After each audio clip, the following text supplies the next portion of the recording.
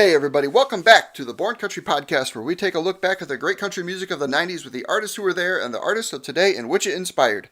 I'm your host, Arthur Bourne. I hope all of our listeners here in the United States have had a great Independence Day weekend. We kicked things off with cookouts at both my parents' house and my wife Amy's parents' house, and then Thursday night we made our way out to Blossom Music Center in Cuyahoga Falls, Ohio. Beautiful venue to see Brad Paisley, Hank Williams Jr., and Dan Tyminski in concert. Tyminski was awesome. Always cool to experience Hank Jr. live, and Brad Paisley is easily amongst my all-time favorite live acts. They did unfortunately have to shut down the show a little early due to a lightning storm, but all in all, great night of music. Days in Music, his first album, and a number of those first big hits like I'd Be Better Off in a Pine Box and his first number one, In a Different Light. That interview is coming up, but please make sure to check out the all-new Born Country website at iwasborncountry.com. It is now so much easier to listen to each podcast episode right there on the homepage or on the episodes page. All you have to do is find the interview that you want to hear and push play. Simple. Also, do me a favor and click on the support tab. This page brings you to options for subscribing to the show on iTunes, Google Play, Spotify, and an option to get t-shirts, coffee mugs, tote bags, and more. Without your support, this show couldn't possibly exist. There will soon be an all-new Patreon page with cool rewards for your support, so stay tuned for that. Alright, let's get Doug Stone on the line and get this interview underway. Enjoy. I'm very excited to have this man joining the Born Country Podcast this week. At my count, he landed 8 number one hits throughout the 90s and has been nominated for numerous awards, including the Grammys, ACMs. Doug Stone, welcome to the show. Oh, thanks for having me. Thank you. Certainly. Doug, I want to dive back into your early days in music and your first hits, but first, I want to catch our listeners up on what you're up to today. Of course, you married your wife Jade just a little over 3 years ago in 2015, and in 2016, you became a father again. Tell me about how you're feeling these days and how Jade and your daughter Bristol have affected your life over the past few years. I'm the happiest I've ever been. I feel pretty good. I go out and play golf and ride my motorcycles and, work in the studio and whatnot. I have really a good life. That's great to hear. It finally all settled down and things are going my way again. Life has a way of beating you up. It beat me up for a while, but God's been good to me and everything's running great now. That's great. Yeah, I understand you've dealt with a number of health issues over the years, so it's great to hear that everything's very positive these days. I grew up on your music, and I know a lot of the Born Country listeners out there did as well. Well, thank you. Yeah, it's been a run, I guess you'd say, a trip, as we'd say in the 70s.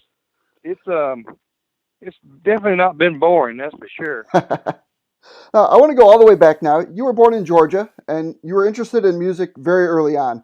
When did you first start playing guitar, and who taught you? Well, when I was 5 years old, my mother had a 3-piece group she played in, and called the Palmetto Sweethearts. And I told her one day, I said, well, if you'll teach me how to play guitar, I'll practice. So she taught me how to play and taught me all she knew, and then I'd get around other people to learn what they knew. And at 7 years old, I got to open for Loretta Lynn. That's wild. And and she still remembered it when I did a show with her on Hee Haw. Oh, that's cool. I was going to ask you if you ever had the chance to run into her and tell her about that. Yeah, well, I don't know if she really remembered it up, but she was such a nice lady. Yeah. Fans, of course, know that you were actually born Doug Brooks. Let's talk about when you decided to move to Nashville to chase the music dream, changing your name, and what you experienced in town leading up to signing your deal with Epic. Well, it was kind of strange. I decided at 30 years old, I better get up and go if I was going to do something. Yeah. And so I drove to Nashville, and at the time they had this thing, You Can Be a Star. So I did the audition for that, and while they were deciding whether they wanted me on their show or not, I got in touch with a woman at the VFW, where in my home, well, not my hometown, but the town I was living in, Newnan, Georgia. And it was really crazy. She came out and she said, I really like the way you sing. And I said, well, thank you. About a year later, she came back with a management contract. She said, now, there's no pressure. You can sign it or not sign it. Doesn't matter. Just thought I'd offer it. I looked at it. I took it to my next door neighbor. We looked at it, decided to go ahead and do it.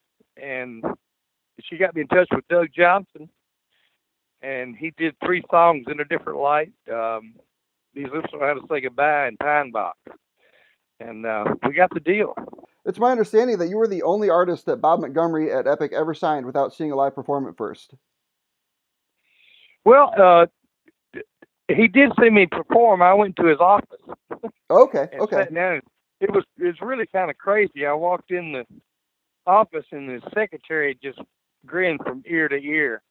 And she, I was pretty back then. So I said, well, hey, I think I'm in. I think they already like me and like my voice. So, and now they like the way I look. So I went in and sang 3 songs with Bob Montgomery. Let's do an album. I said, that's what I've been wanting to hear. Yeah. So that's what it all got going. Very, very cool. Where did the name Stone come from? Well, there was Garth Brooks, Kix Brooks, so I was trying to do a single thing. And then there was going to be Doug Brooks. And I just told him, I said, I think I need to change my name, boys. There's too many names in the Brooks category here. So they came up with a name, did the photo shoot. They said, you got a real firm-looking jaw. Why don't we just name you Stone? I said, that sounds good. Yeah, that's a great name. Now, I want to spend some time on your worked. first... Yeah, absolutely, it worked. I want to spend some time on your first record, which released around early spring of 1990. Things were definitely changing in country music. CDs were selling like crazy. After all these years, starting back at 5 years old, how did it feel to finally have that first album out in the world? It felt really great. And I was at a radio station one day doing a radio tour in North Carolina, and the guy said, we played the whole album, and I was just sitting there beaming, you could tell. And he said, and the phones were lighting up. And he said, well, we've listened to the whole album. We've talked about every song. Have you ever heard your song on the radio? And I said, no. He said, I'll tell you what, I'll give you 5 minutes to get to your car, then I'll play it. And it was just awesome hearing me on the radio for the first time. Now, I'd played drums on songs for a radio show back when I was 11 years old up in Lawrenceville, Georgia. So that was interesting. But I got a taste of it. I played bars when I was 11 and 12 years old. Finally hitting the jackpot, I guess you'd say. Certainly. Perseverance. Yeah, it pays off. Now, the album was beyond successful and easily a 90s classic. You had a heck of a crew lined up recording with you. These guys are now like Nashville legends like Mac McAnally, Paul Franklin, Mark O'Connor, Willie Weeks. Do you have any memories or stories that you can share from those recording sessions? Oh, it was funny.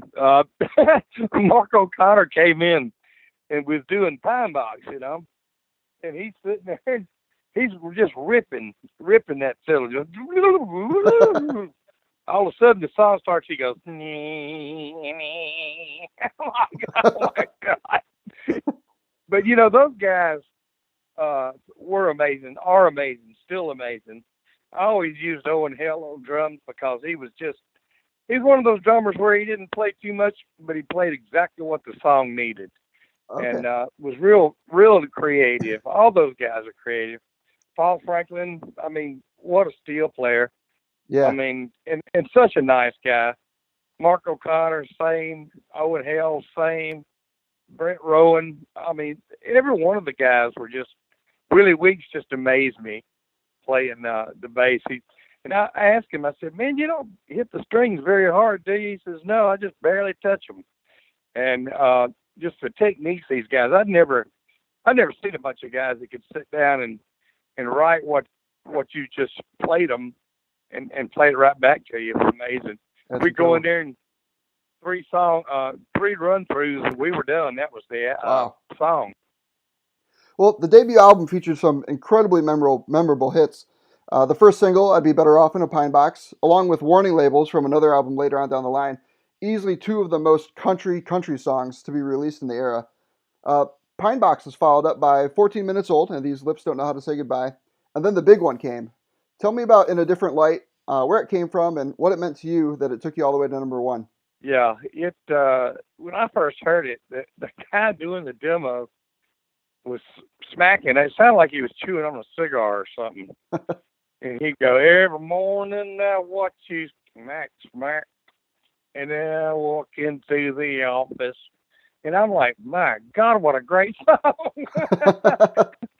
When we got through with it, I was amazed at how it turned out.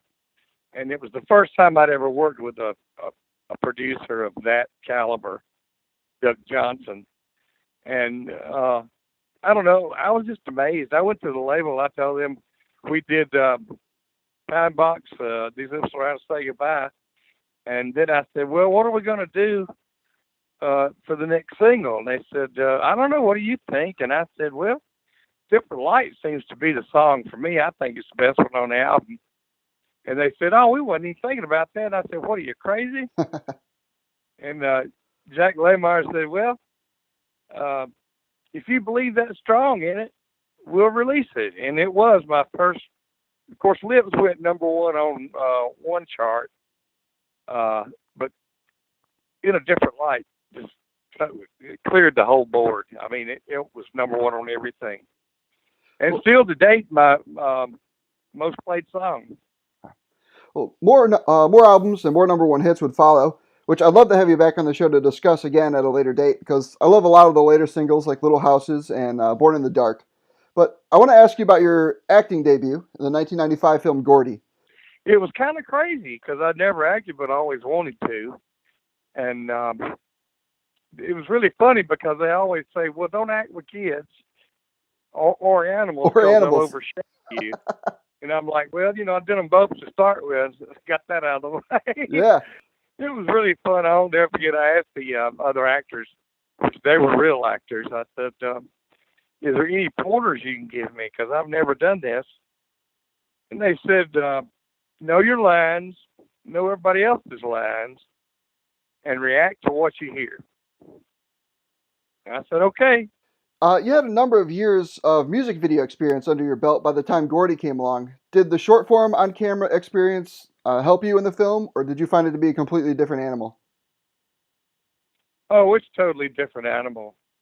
The thing about it is, it's really funny because the guy, when we were shooting Pine Box, Dean and Flanagan did that. They're great guys. And they were just starting in the business too. And he said, have you ever done this before? I said, no. He said, well, you can't prove it by me. And I'm like, well, just trying to feel the sorrow of the song, I guess. And, let that out, let that come through. And it was really a very awarded video. And I'm like, well, man, we're on to something here. God's finally let me do what I want to do for a living. Yeah, it's a great video. We mentioned earlier that you dealt with a number of health issues throughout your career, and around this time in 1995, you were hit with a nearly fatal heart attack. I don't know that we need to get too deeply into that, unless, of course, you want to speak on the changes that you had to make afterwards to get yourself back on track. But I want to ask you this. Tracy Lawrence was recently speaking at an event about when he was shot by a mugger early in his career, and he was worried about being sidelined and that possibly causing him to lose his spot, so to speak, in country music. After your heart attack, Doug, did you think losing your spot would be a possibility, or was recovery completely your focus at the time? Recovery. I never even let it cross my mind if they would, shelf me, is what we call it. No, it never did cross my mind. All I wanted to do was just get better. It was rough. I mean, my goodness, I walked around for about a year and a half thinking, well, I'm going to die at any minute here.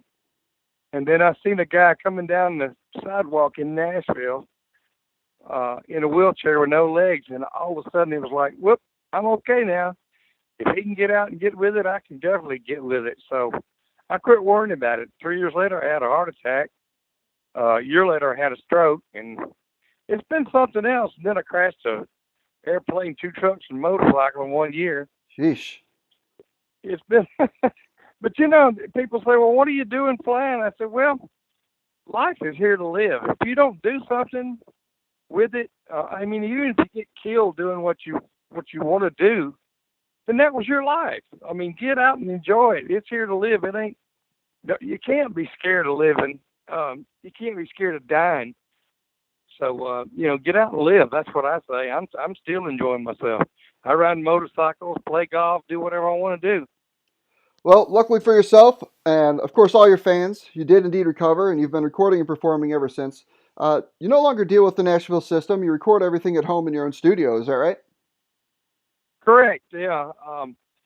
Yeah. Nashville's something else. I mean, I don't want to talk bad about it, but it is something else. It's a click for sure. Can you tell us about your most recent projects and maybe clue us in on anything you have coming up the pipeline? Yeah, I've got an album called Mama's Songbook. It's songs that she sang in the '60s. So I have, good country music, and I went in and redone it.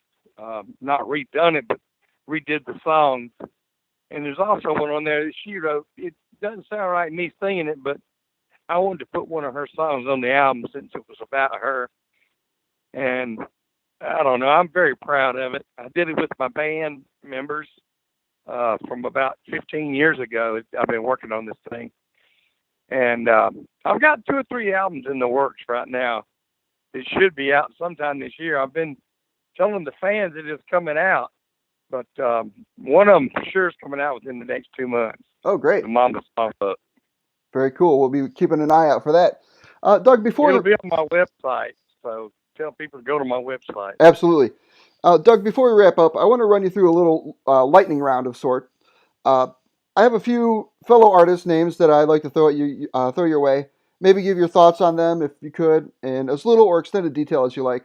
I believe you toured with all of them at some point, so maybe you have a road story or something to share. Let's start with Bo Cephas, Hank Williams Jr. Yeah, hey, Bo Stevens was cool. We went in the bus one day, and he was sitting back there with his mascara, painting his beard, and he looked at me and said, "Oh, you'll do it too. Shut up." But Hank, he's just a true legend. A lot of fun being on tour with him and Patty. Yeah, I was going to ask you about Patty Loveless. I know she was a label mate at one time. Do you have any Patty Loveless stories? She's just a real good singer, nice to be around, just a genuinely good person. I read that in 2013 you did some 90s revival tours with Brian White and Shenandoah. These guys are all fan favorites of the Born Country podcast listeners. Any memories from those shows with those guys from back in the 90s? Oh, my goodness. That was Shenandoah. Marty, it was funny. We were out in Louisiana, and evidently he'd hung by the pool too long, and he came to the show that night. I mean, he was redder than a stoplight. And he said, "I heard you can't get a tan out here in Louisiana." He was burnt to a crackly crunch. Yeah, them some good guys. Yeah, we still we don't keep in touch, but we'll run across each other on the road. Okay, cool. I've done a ton of shows with both of them. Brian White, when I came off the road there for a while with vocal problems, Brian White kind of took over my spot in the music business. What a singer. Oh, my God. Love to hear him sing. And the songs he had, just unreal picking songs. It's all about the songs. There's a million singers, but there's only a few good songs. Well, make sure to check out DougStone.com to buy all of Doug's latest music. Check out the tour schedule and follow Doug on his social media accounts. I'll be sure to link everything in the show notes for this episode at iwasborncountry.com. Doug, it's been great chatting with you. I know you're on your way to church. I appreciate you taking the time to join in on the show this week. Thank you very much. All right, Thanks for having me. Certainly. Give Jade my best. I hope we can do this again sometime. I'll do it. Hey, I never thought I'd be a new daddy at 60. All right, it's been wonderful, though. All right, Doug, it's been a pleasure. Take care. All right, man. Thanks again to Doug Stone for taking time out of his day to join us here on the show. Great to hear that he's doing so well these days after battling a number of health issues throughout his career. I also want to thank Doug's wife, Jade, for helping set up the interview. Make sure to visit DougStone.com to get a hold of his latest music and tour dates. Follow Doug on Twitter at DougStoneTour and on Facebook.com/DougStoneMusic. Once again, please remember to check out the all-new iwasborncountry.com, subscribe to the show on iTunes, Google Play, or Spotify, and honestly, the very best way that you can help the Born Country podcast is to just let one other 90s country music fan know about the show. If everyone listening right now told one friend about this podcast this week, That would be huge. That wraps it up for me this week. Next episode will feature an interview with an up-and-comer in country music named Lucas Hogue, who has a great song on the radio right now called The Power of Garth, about growing up on the music of Garth Brooks, which I can absolutely relate to, as I'm sure a lot of you listening today can as well. Until then, for IWasBornCountry.com and the Born Country Podcast, my name is Arthur Bourne, and I was born country. Take care.